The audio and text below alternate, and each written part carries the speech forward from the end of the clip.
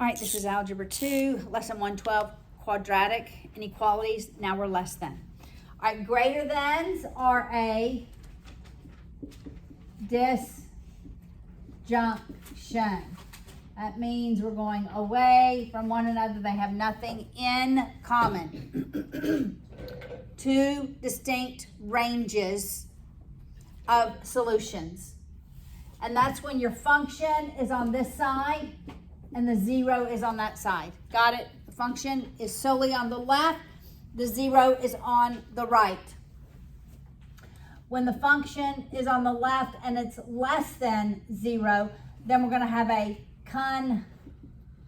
conjunction.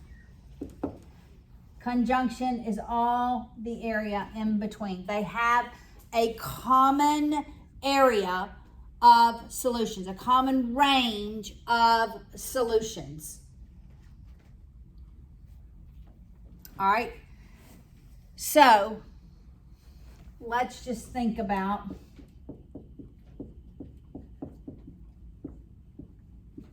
now. In order for the product of these terms to be less than zero, what must be true of those two terms? Correct. Either this one is positive and that one is negative, right? Or this one is negative and that one is positive. It's the only time that will work. You cannot have two positives terms because then that's greater than zero. You cannot have two negative terms, so that would be greater than zero. So one term has to be positive, one term has to be negative. It doesn't matter which one. But are you already anticipating what the answer is? That's good. So what are the zeros of these terms? -2, +3. All right. I'm expecting this. Is that what you're expecting? Okay, well, let's prove it. So we'll do our number line at -2, 3. We'll put our factors over here. And choose a number less than -2, which is? -3. -3. And a number between -2 and 3? 0. I like 0. And a number greater than 3? 4. Great. Okay. So when I plug -3 into the first term, we have a negative number. When I plug -3 into the second term, we have a negative number. That is not less than 0. That's greater than 0. When I plug in 0 into the first term, I have a positive. Second term, I have a Negative. It works. When They're I plug both in positive. 4, they're both positive. This does not work. So it is -2 to +3 on your number line. How do you do it in interval? An interval notation, because it's not also equal to, it would go from -2 to 3. Got it? All right, so you're always looking at a conjunction when it is less than. All right? Now let's look at example 2. This is example 1. Got it? Once I teach 110, it's so much easier to teach 112, right? That's why I like to teach them together. I try to always put these two lessons together. All right, let's look at example 2 on page 453. So we have x squared plus 2x minus 8 less than 0. What has been true of all of these quadratics that we've looked at? Have you seen something that's been true about common, something they all have in common? They're factorable. Okay, they're all factorable. Yes, there's something else. Positive. They all have a lead coefficient of positive, right? They all open up.